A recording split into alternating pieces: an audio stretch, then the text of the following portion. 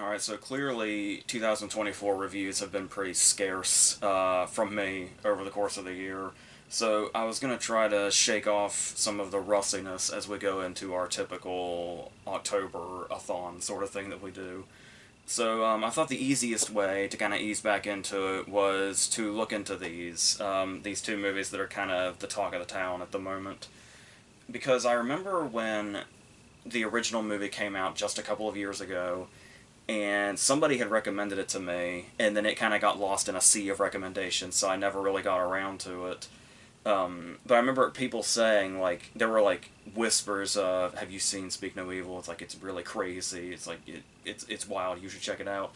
And then that was just kind of it. And then we moved on to the next year and so on. And then it came back into the eye line pretty quickly when it was announced that Blumhouse was doing a remake of it with McAvoy so soon, which was making some people irate, especially since, despite, I guess, technically being a foreign movie, most of the original movie is in English, so a lot of people thought it was kind of pointless, but it is an interesting thing given the angle that the movies are coming from to see it from the perspectives of, like, different countries, and how they would approach what this movie is clearly saying, in a not exactly subtle way.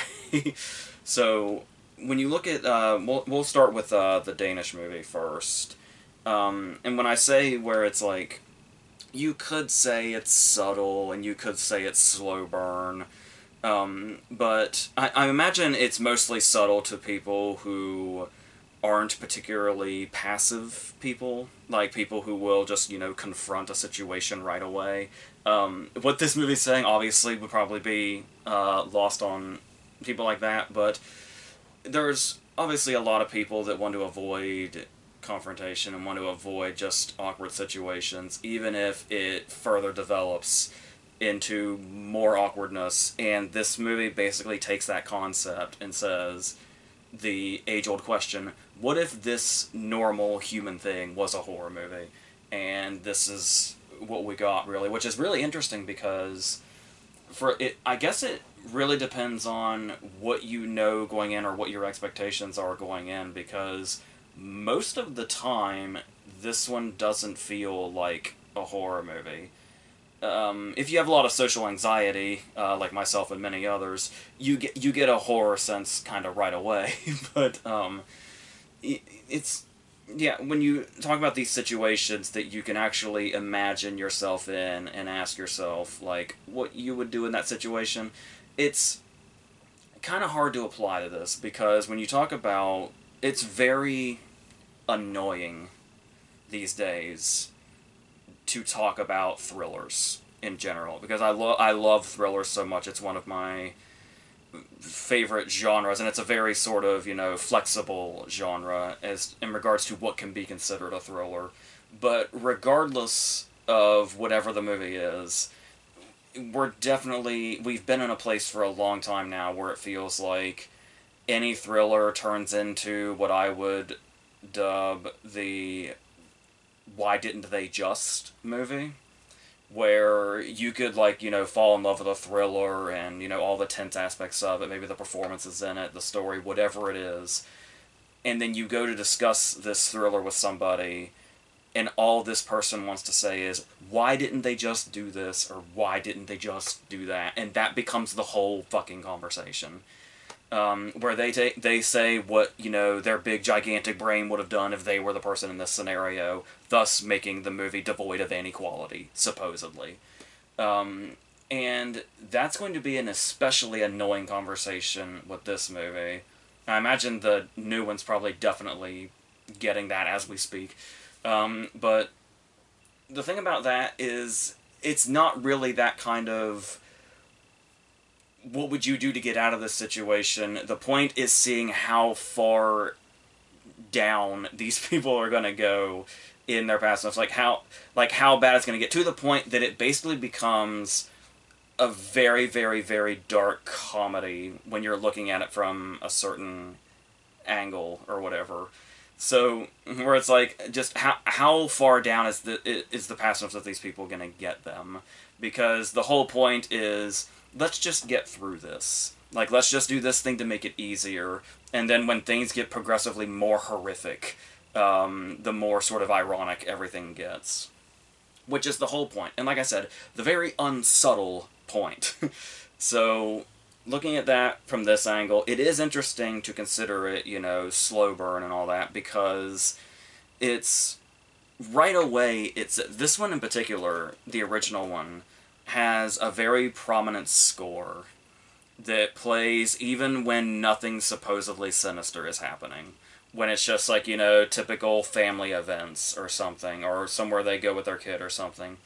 And just kind of out of nowhere, this sort of score will set in that makes everything feel dooming when it looks very normal.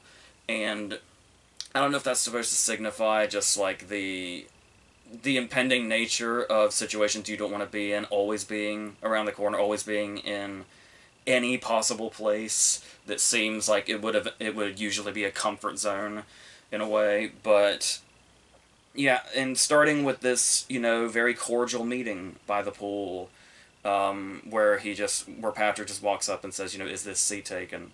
And then you have one, very brief cordial interaction. If you run into this person again, then you can have another, maybe more, a slightly lengthier cordial conversation, and then lo and behold, you've got a new friend. And like I said, if you really try to avoid social situations in general, and it's like, and even the idea of making new friends is like, that's a lot of anxiety. The whole movie will feel very anxiety inducing. And so as it goes on and we get into these situations, and it toys with those moments that you have where somebody might briefly give you a bad vibe, but then you have to stop and question yourself, like, am I being overly sensitive? Did I just misread that? And it's like, how many times can you see a sign where somebody might be off? Or how many times do you have to ask yourself, am I the one that's overreacting? Am I the one that's making this weird? And then it'll get to a point to where even when it becomes blatantly obvious, if you're far enough down the rabbit hole, you will just do anything that makes you not have to be confrontational, essentially. So I love the way they throw in a lot of these moments. Some of them are so fleeting. Even as a viewer of this movie, knowing what the movie's angle is, you kind of ask yourself, like, am I, as a viewer, reading too much into that? Like, has the horror started yet? Is what you kind of keep asking yourself. And then when you go back and you realize all the sort of seeds the movie was planting, you realize it was kind of constant throughout. Just the way things escalated. But then we reach this really interesting moment in, like, the middle where things get awkward enough to where it's noticeable to the point that they say, alright, we've got to go. But instead, of course, since we're being, passive and trying to avoid confrontation, it's not just... the scenario does not apply where an audience member comes in and says, why didn't they just say they wanted to leave? Why didn't they make up an excuse or something?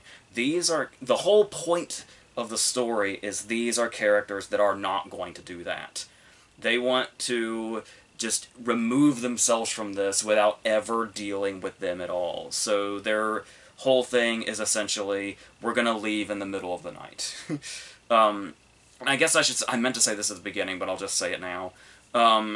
We're probably going to be in spoilers galore territory as we go along for both movies. I feel like it'll eventually be unavoidable, so I'm just throwing that out there now.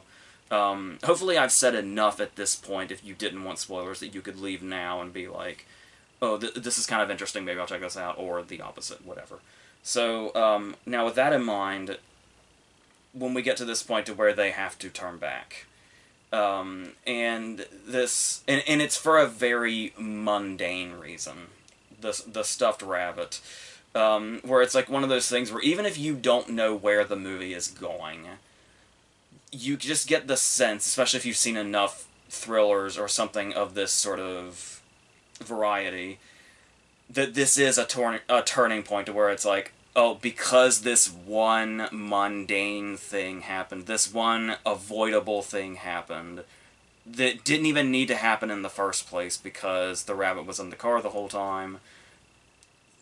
There's a turning point here of if just this one thing had not happened, then everything would have been fine. Probably. So, and then that's when you get the sense of it's about to get a lot worse. So, of course, they established this by setting us in a brand new comfort zone. And this is when the acting especially really comes into play, especially from the guy that plays Patrick. I do apologize in advance. There's a lot of names, including, like, you know, the filmmakers involved in this movie, where I don't even want to try to butcher their names, because it would probably just be embarrassing. But, yes, the actor that plays Patrick in this scene, where they come back, is where I kind of felt culpable as an audience member, thinking about being in their position. Because what he does with his performance here, when he's been, you know, aggressive, like the slide moment when he, you know, jerks the kid away, and just this sort of back and forth where it's like he pulls the kid away aggressively but then, like, ruffles his hair, and you just keep, the bad vibes have started for sure by this point. But then you get to this point where you're standing in the kitchen, you've been caught trying to run away, and Patrick looks heartbroken. He looks, like, devastated. And so what he does with his eyes and his enthusiasm and his eagerness to please makes, at least I fell into this, it makes you want to like him even though the bad vibes have already happened. So it's like, once you realize that as an audience member, it's like, oh, the fact that I want to like him means that I'm falling into the same trap that the characters are, where it's like, no, this is the get the fuck out, trust your first instinct and get the fuck out kind of thing. Because not only did we have the slide moment, we had the moment when Patrick appears to be nude in bed, and they have brought Agnes, the young daughter, in with them. And it's like this whole sort of boundary situation where it's like, it's gonna reach a point to where it's a point of no return, or it should be a point of no return. But if you're passive enough, or if you're maybe easily manipulated enough, or whatever it is, or maybe you're empathetic to a fault, it could be your downfall. And yeah, as an audience member, I found myself through Patrick's expression, kind of understanding how they fell right back in. Especially since there's this period in between, before shit really starts to go down, where there is a comfort zone, where everybody's getting along. They do the thing where they go out and scream, and, you know, the wives are getting along, the kids seem to be getting along. And it's almost like you're back to square one. It's like, oh, okay, so everything seems to be smoothed over, so now we're gonna roll back into something is going to be building again. But the thing about it is, Patrick gets so much more aggressive after this point. It still feels like it's burning, but and there's still plenty of instances where it's like, you know, there's tension. Like there's one moment that's not acknowledged by the mom when Patrick's wife tells the daughter to set the table. And it's like she's treating her like her own daughter, which of course makes much more sense later. And then you get to the point where she's like telling her how to eat or whatever, and that's when the mom sort of intervenes. And you can see where it's like, you know, maybe the telling her to set the table thing set something off that didn't quite go off at the time, and then the making her eat a certain way suddenly makes it go off. And then it gets really awkward, and there's a bit of confrontation here, as confrontations will start to increase as it goes on, especially with this extremely uncomfortable dancing scene. And then that's when it gets to a very interesting place to where we had these moments that seem to be the blow-ups, where they get confrontational at the dinner table, or they get confrontational during the dance scene. And it's like, because the movie has been simmering so much at this point, those feel like the big moments. But then that plants another seed in us where it's like, when it really takes, because you know, in your heart of hearts, you know it's a horror movie, so you know eventually we're going to peak. The tension and whatever this is building to is going to reach a peak that goes far beyond these these typical confrontations. These confrontations that seem like they're a reasonable outcome to what has built up to this point. So what you're basically waiting for is it to go from... It's basically going 0 to 60 when we look at the way the confrontations have built up to this point. The tension then comes from, okay, when is it going to go from 60 to 100? But then Patrick especially is such an unsettling character. You start to not so much wonder when is it going to go from 60 to 100 as you are when is it going to go from 60 to 1,000. Because the more it goes on, the more it starts to feel like the next big blow-up is going to be the one where all hell breaks loose. The one where it goes full horror movie. And that's the moment you're kind of waiting for with every one of these more and more uncomfortable interactions. And I feel like that's really the power of the movie, is getting that feeling inside you and letting it linger. And even when the movie seems like it's calming down for a second, that never leaves. If anything, the calm moments are making you more anxious as it goes. And I feel like that's a really powerful thing that this movie does as it goes on. And there's just the really potent discomfort. And there's even moments where you may take, you know, Patrick and his wife's side, where it's like the dancing. When they're dancing and they kind of they've been drinking and they kind of start making out a little bit while they're dancing. And it's like, that's a moment where you could say, is that weird? But then you have the moment where the moment immediately after where he's drunk driving and he won't turn the music down, and he's clearly being... It's clear there's some kind of not so straightforward antagonism going on here. And so the way it kind of goes back and forth with that, where you do kind of ask yourself, like, maybe they are overreacting here, but they're definitely not overreacting to this. And just the back and forth with that. And you're just waiting for it to completely go off. And when it does, it's like what you're waiting for may not be the blow-up, the loud blow-up you might think it's going to be, but it is one of the maybe bleaker outcomes of maybe any movie in maybe the last 5 or 10 years at least. I feel like there's a pretty big window for you could say this is one of the bleakest endings in a while. And so that... Well, I guess we could leave it at that. Because we'll talk more about this movie's ending when we talk about the new movie. But let's go ahead and make that transition. And so and the reason I kind of wanted to do it this way is because I kept thinking, like, if we talk about the new movie, it's going to basically be, oh, this is what the original movie did, this is what this movie did, etc.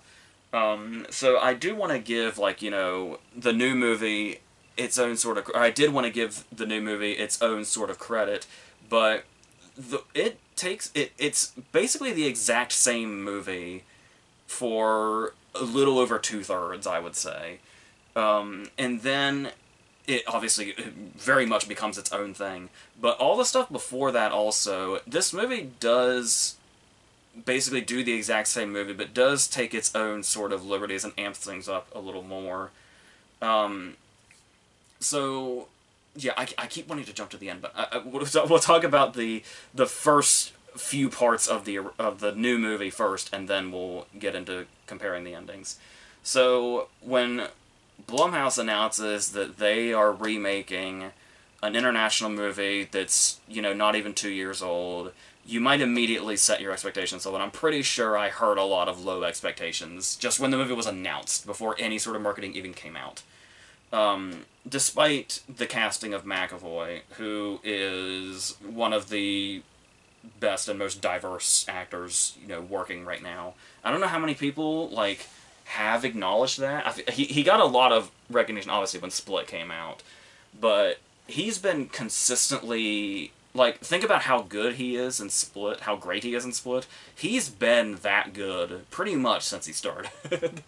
And so, to see him take a role like this, where we were just talking about how it's the character whose, you know, actions are kind of the driving force, and the way we react to him plays a massive part in how we're reacting to the movie as a whole.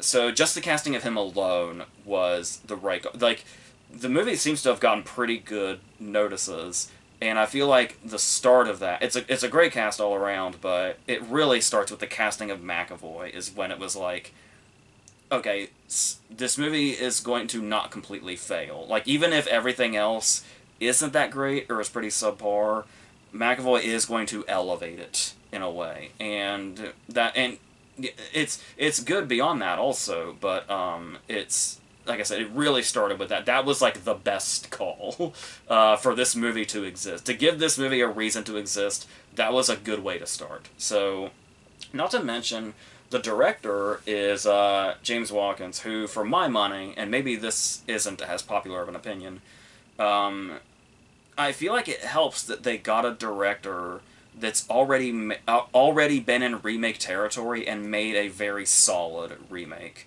In The Woman in Black from 2012 was his movie, and I always thought that one was really solid.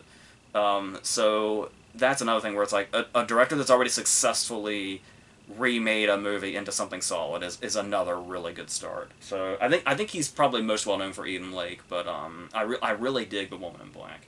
So that was another positive for me going into it. So immediately you'll see these changes where you might get the idea that this Patrick, McAvoy's Patrick, is a bit more boisterous. And once again, going with the not-so-subtle vibe, we have the scene in the original movie where he says, "Hey, is this chair taken?" And they say no, so he picks up the chair and he takes it. And right away, the opening scene of this movie, McAvoy comes up, we recognize him as Patrick if we've seen the original movie. He says, "Is this seat taken?" They say no. And he drags it away the way Will Smith drags the table in Men in Black. Just very loudly, almost making a scene. And that immediately, like, if you want to talk about the movie making a point immediately, I guess that's our first way of doing it. Where it's like, oh, the guy's kind of obnoxious, but okay. He's James McAvoy, he's going to be super charming, it's going to be easy to probably fall under his spell as we get to meet him throughout. Especially when he's, like, roasting the Danish people and all that. And yeah, we do get moments, it feels like we get moments much earlier on in this one, that are those seeds being planted. So, and that's the, and maybe it's not necessarily just, oh, we're dumbing down the movie because it's an American movie now. It's more so, like I was talking about with the why didn't they just critics, if you want to call them that, where it's like, apparently some people didn't get the very unsubtle point that the original movie was making, so let's amp it up a little bit.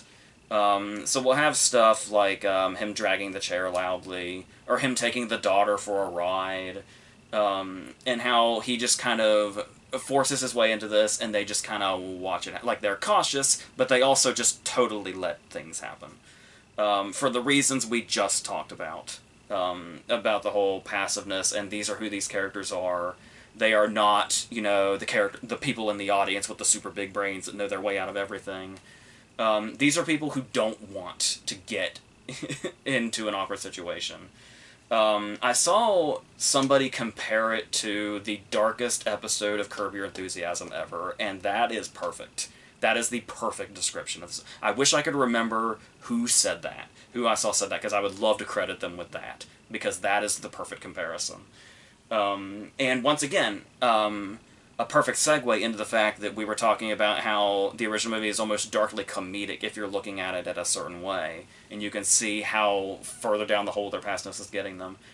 This one seems to really take that on, and this movie basically feels like it is out in the open embracing dark comedy. Like, embracing the fact that these people act so ridiculously trying to get themselves out of awkward situations that the awkward situations are amped up even more. And like I said, I don't think that's for the sake of, oh, we'll dumb it down for Americans. I think that's embracing it as an absurd comedy that goes super, super dark, which is a really great angle to come from.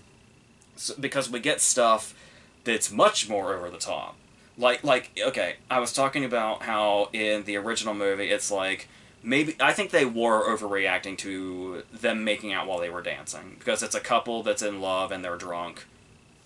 They're in a bar setting. It's not that unusual. So, this movie feels like it may have possibly agreed. Because if you want to talk about giving them something to make them feel super uncomfortable in this bar scene where they go out dancing, this whole blowjob scenario that goes on for a long enough period to where you start to ask yourself, is she really doing it right now? Like, it really perfectly puts us in the perspective of Scoot McNairy and Mackenzie Davis, where it's like, I'm not sure if what I'm seeing is what I'm seeing. Is this really happening? And then even when they do the, oh, we were just joking thing, it's like, that's still pretty fucking weird, guys. So I love that this is a point where I feel like it makes sense that they kind of went further with it. They pushed it a little more. Because it's still doing the same thing, but, you know, like I said, doing it from an angle that almost brings another genre into the movie. Which is actually really great. And like I said, there's still the smaller things in there. There's one very real moment here, and what I actually kind of love about this especially is that it's a moment that's so fleeting. I don't even remember what the line was, but it's one of the moments when they're at the table, the two couples, and there's some kind of comment about ice cream. And then McAvoy says something so casually that makes Mackenzie Davis, like, react. Like, oh, well, that's an odd reaction to have to that, or an odd thing to say, or whatever. And like I said, it was so fleeting, I don't even remember what the line is. But just those moments that make you do that for a split second, like, oh, that was an interesting thing for that person to say or do. And then you just kind of forget about it because it was so fleeting. And it's like, oh, maybe I just overanalyzed, maybe I overthought it. And like I said, we really find that circle we find ourselves into we were talking about in the original movie. And even in scenarios that might seem more over the top. But then there's also moments in this movie that feel more downplayed than the original movie that I found really impressive. There's a great moment in this one that really surpasses the scene in the original movie. You know, they changed it in a couple of ways. The sex scene in the original movie, when that's the reason they're ignoring their daughter, and then we see Patrick looking in through that window there. And it's this real sort of horror-y, thriller-y kind of moment when they realize, when at least the husband realizes Patrick's kind of looking in on this.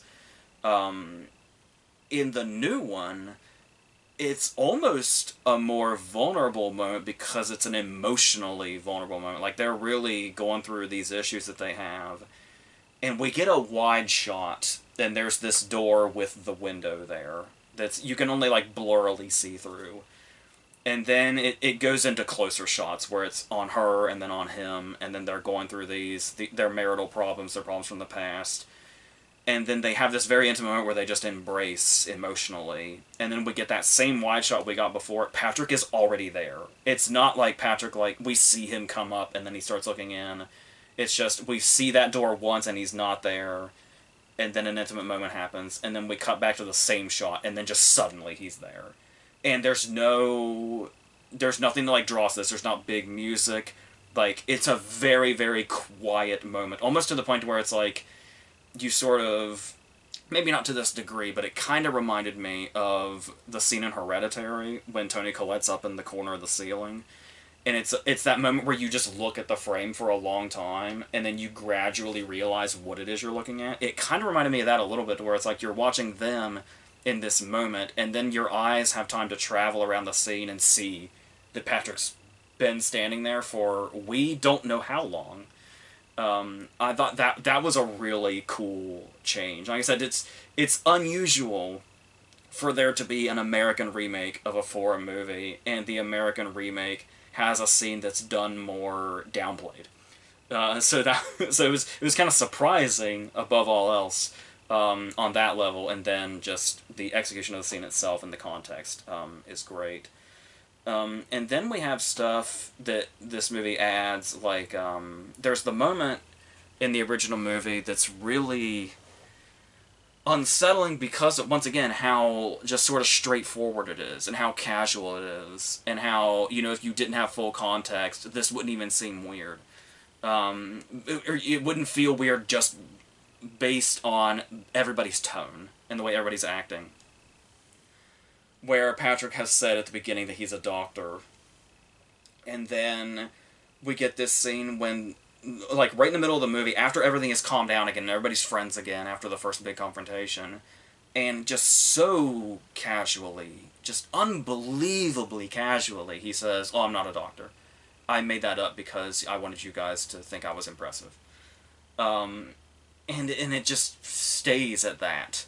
And in this one, I like what they do, and it may seem like because that moment worked so well and was so unsettling out of nowhere, you would seem like, oh, you don't want to change that, you don't want to do anything different with that.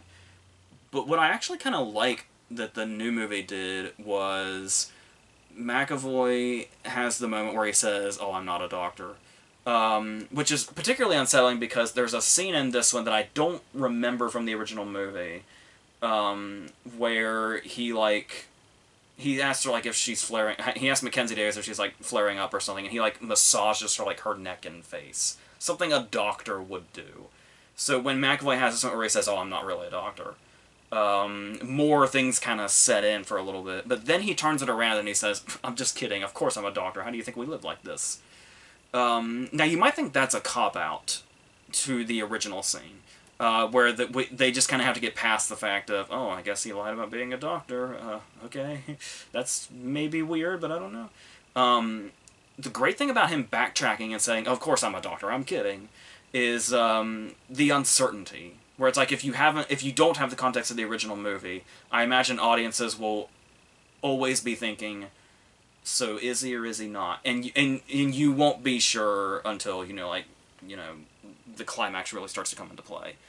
And so, and the moment, when it kind of makes it a bit, I guess it's trying to make it a bit more believable that the couple would stay.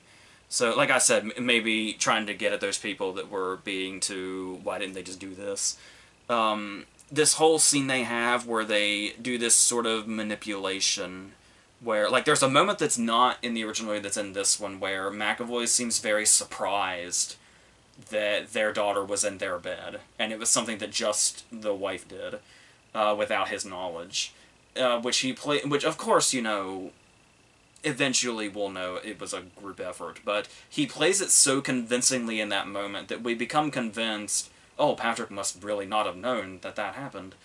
But there's also, he's also not nude in this one, so it's still unsettling in this one, but maybe not quite to the extent that it was in the original.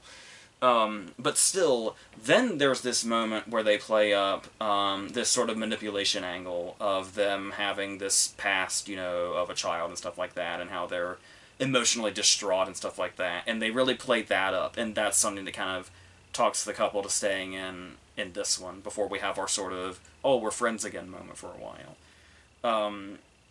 And then, of course, there'll be moments where we're just kind of spelling out what's going on here, where it's like I was talking about, where I don't feel like the movie ever felt particularly subtle in what it was saying, but we do have this particular moment where Mackenzie Davis says to the daughter, sometimes it's okay to think things, but you can't actually say them.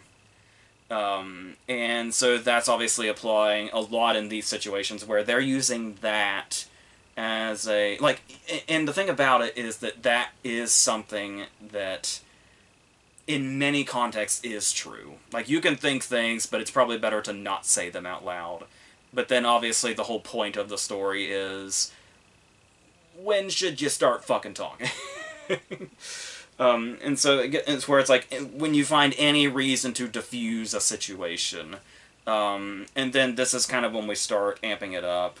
We do get another variation of the dance scene. But then this is when the changes start to happen, where this movie becomes a completely different movie than what the original movie was. And so now the question becomes, was it the right call? Which ending is better? Which one's more effective? Because they are two endings on completely opposite ends of the spectrum. There's the ultimate bleak, just everything is bad, everything that could go wrong goes wrong, everything that could happen just happens. The worst parts of your imagination come to life, and that is the end.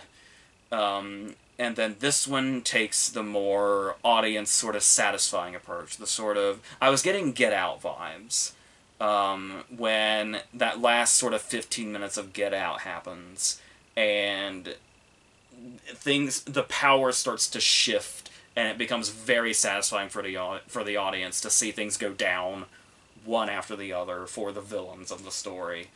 And so, once again, in case it wasn't clear, it'll probably be in the title also. I guess we're just in spoiler territory here, completely.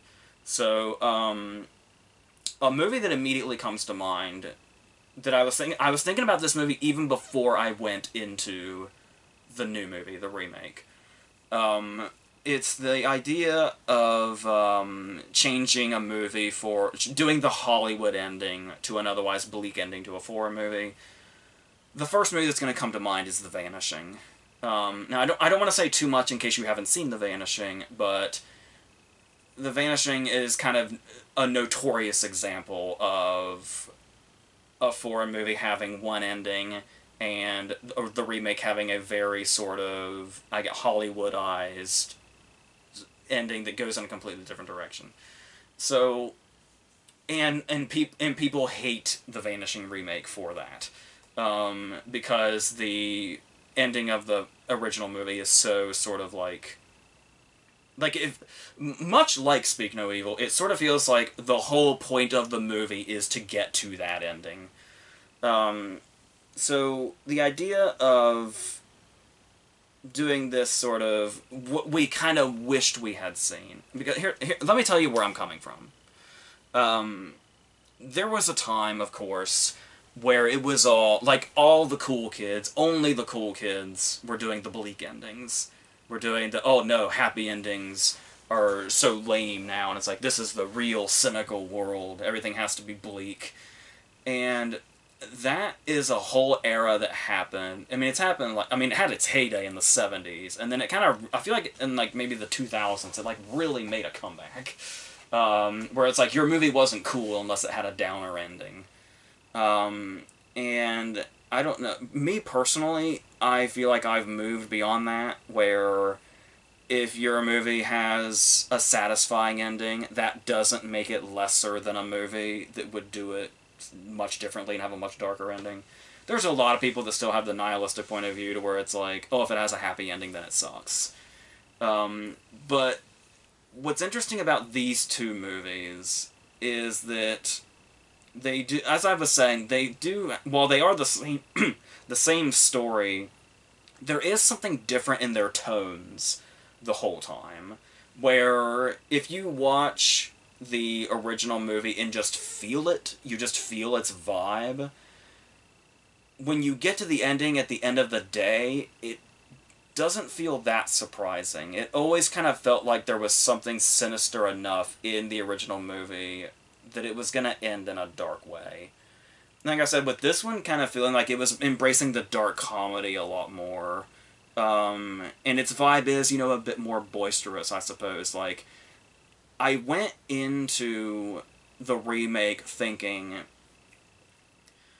I was conflicted because I was like, we are at a place now to where mainstream horror movies are getting a lot more ballsy and weird and wild and shocking. Now, like I said, we're in the era of Ari Aster now, so it's like, I wouldn't be extremely, I wouldn't be I had a very hard time imagining the remake having the original movie's ending, is what I'm saying. Where it's like, I feel like it's possible. It was possible that it could have, because we are in an interesting era of horror where mainstream horror is getting weirder and darker and going to some really wild places. But I still would have been pretty surprised if this one had the same ending. So, obviously, not only did they not go with that ending, they went with the ending that you kind of... Many people probably wished they had gotten with the original movie. So it's like, I think the ending of the original movie makes sense within that movie. But I'm not mad the way they changed it for this one. So it's like, I'm not saying one is, like, it's better because it's bleak, or it's better because it's more satisfying. It almost feels like together they're a more complete experience, where you sort of get, like, oh, this is, you know, the more nihilistic outcome, and then there's the more, hey, this movie's wild, see it with a crowd kind of thing, where they both work. I will say, though, that one downside to the remake sort of final act is that it does, while it is more satisfying by all means, it's a little generic, especially when there's a whole sequence where they're essentially backed into a corner, and they're, like, you know, walled off in this one place that they're trapped in. That's where it kind of felt like, okay, you changed the ending, okay, it's going to be much more satisfying now, and then it's like, oh, I feel like we kind of came to a dead stop here, right in the middle of the climax, where you're stuck in one place for a while. But yeah, I get it. I get, you know, making it more, and I think it's also because, like, you can watch any movie with a downer ending, and it's like, you know, it is what it is, and it probably works for that story, especially, like I said, if it came out in a certain era where that was just kind of the thing, and that's where a lot of audiences' mindsets was just, you know, pessimism and bleakness and all that. But, these characters, in particular, are so hateable, especially after you see their actions of the ending that we didn't get in this one. You just hate those characters so much. It does feel like it was warranted to make a movie where this is the outcome they got, because they were so particularly hateable as characters. Where it's like, if they were just, you know, garden variety serial killers or something that didn't... I know there's... Where's the line? But it's... But, yeah, it's... These characters do particularly despicable things that really, regardless of how nihilistic or pessimistic you are, when you see their actions in the original movie, surely this is the ending you kind of wanted deep in your heart, right? And so the fact that we kind of get to have our cake and eat it too, by the fact that both of these movies exist, I'm okay with that. And like I said, I'm sure a lot of people see it as some big cop-out, or some big Americanization or dumbing down or whatever, but I'm perfectly okay with both of these movies existing the way that they are. Like I said, I do just kind of wish that it maybe what didn't feel as generic when they went the direction they did in this new one, and they did something kind of a bit more. I don't know about how much more creative you could get, but yeah, there's just a lot of satisfaction, especially with the final kill of the movie, given that one of the most quietly devastating things, just completely blindsides you in the original movie, is what happened to that particular character that gets the sort of final killing moment in the remake. So, that's where I stand with this. So, I'm kind of a fan of both, and I do think their performances really elevated, especially in the way the story kind of plays with tension in different ways. And the way it sort of flip-flops how you're kind of feeling in these situations feels completely appropriate to the way the movie's setting up its tension and its tense situations. So, yeah, they both work as a whole thing. Like, if you were to ask me for a preference, honestly, if I were to say I don't think I'm going to make a definitive choice, at least yet, it's too early, but, the way the new one embraces dark comedy the way it does, I feel like was a big strength of the story that it's telling and the point that it's trying to make. And the fact that it was such an interesting way to make that point in a way that's like the tension is there, but there's also an entertainment value that's there.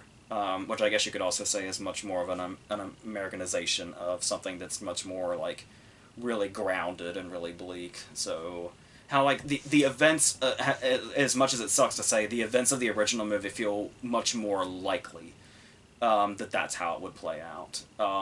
This one gets to be that sort of satisfying sort of audience pleaser, and it feels like something we kind of need if you've watched the original movie right before it and you know the direction the original movie goes. So, like I said, I feel like they work together fine, which is something that you can't typically say about a movie and its remake. So that feels kind of unique to me. That they can work together and make the other, almost make the other better in a sense by the fact that the other one exists.